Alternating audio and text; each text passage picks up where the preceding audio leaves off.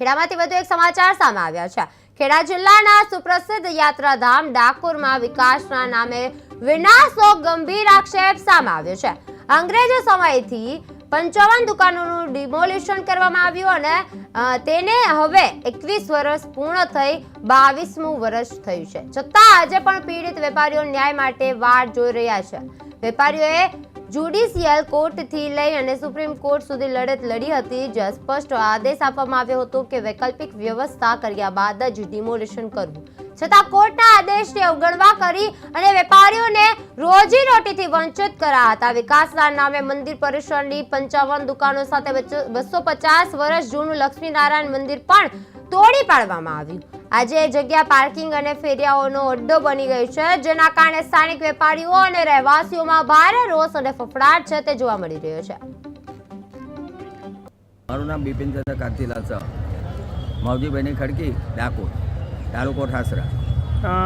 બિપિનભાઈ, હા, તમે જે જગ્યા ઉપર ઊભા છો, શું તમારી માગો છે, શું કહેવા માગો છો? અમારી માગો એટલી છે કે આ જે જગ્યા ઊભો છું, મંદિરની બાજુમાં મંદિરના નાના દરવાજે, પાટલા દરવાજે બધી દુકાનો જે હતી 55 દુકાનો એ સરકારશ્રીએ ડિમોલેશન કરીને તોડી નાખી છે। 21 વર્ષ પહેલાં તૂટી ગઈ છે અને આજે 22મું વર્ષ બેઠું। 21 વર્ષ પહેલાં ગુજરાત હાઈકોર્ટમાં નામદાર સચિવ શ્રી વાયન રાવલ સાહેબે એક એફિડેવિટ કરેલી છે કે હાલમાં જગ્યા નથી, પણ ગોમતી ઘાટનો વિકાસ થઈ જગ્યા આપવામાં આવશે, પણ આજ દિન સુધી અમને જગ્યા આપી નથી। બીજું કે આ જે સંપાદન થયેલી જગ્યા છે તે હોકર્સ બે છે, સરકારી જગ્યામાં એટીએમ બંધાઈ ગયું છે, તેના જવાબદાર કોણ? નગરપાલિકાના સીઓ, કલેક્ટર, પ્રાંત, મામલતદાર। શું કહેશો? સરકારને રજૂઆત શું છે? સરકારને એક જ રજૂઆત કરવી છે અમારે કે અમારી ગયેલી દુકાનો પાછી આપો, કો તો ગોમતી ઘાટ ઉપર આપો, કો તો અમને પૈસા નથી આલ્યા તો પૈસા આપો, દુકાનોની કિંમત જંત્રી પ્રમાણે। આપનો પરિચય? જયંતિકાબેન રોહિતભાઈ જોશી। જયંતિકાબેન, તમે શું કહેવા માંગો છો? રણછોડરાય મંદિરની સામે અમારું લક્ષ્મીનારાયણનું મંદિર હતું।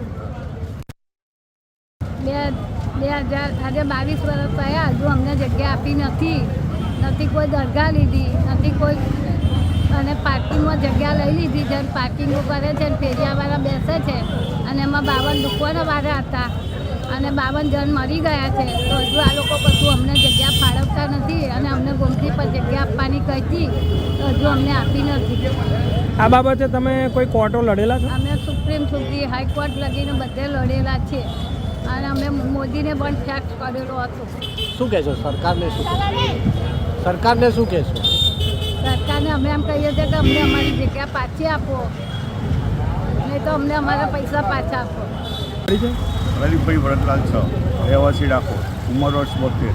અમારી ગાડે દુકાન ઘણા વર્ષોથી હતી, એનો અત્યારે જે સુપ્રીમ કોર્ટ સુધી લડેલા છે, ગવર્મેન્ટ અહીં ગાડી બધા ફેરિયાઓ બેસે છે અને કશું કરતા નથી, એટીએમ ચાલે છે, એ બાજુ હું ફેરિયાઓ બેસેલા છે, અહીં ગાડે કેટલા વર્ષોથી અમને દુકાન પાછી મળી જોઈએ, મળતી નથી, ફેરિયાઓ બેસે, એટીએમ ચાલે છે, બીજું બધું પાર્કિંગની વ્યવસ્થા અહીં ગાડે કરી દીધી છે, એટલે અમારી દુકાન જેમ મળે એમ જલ્દી પાછી આપે એવી અપીલ છે। અમારા 55 કુટુંબોથી કેટલા બધા મરી ગયા, અમારામાં 2 ઘર થઈને બધા મરી ગયા છે, આજે 1,500 જેવા લોકોને એમના ઉપર આજે કુટુંબ ચાલતું હતું, એ લોકો બધા 2 ઘર થઈ ગયા।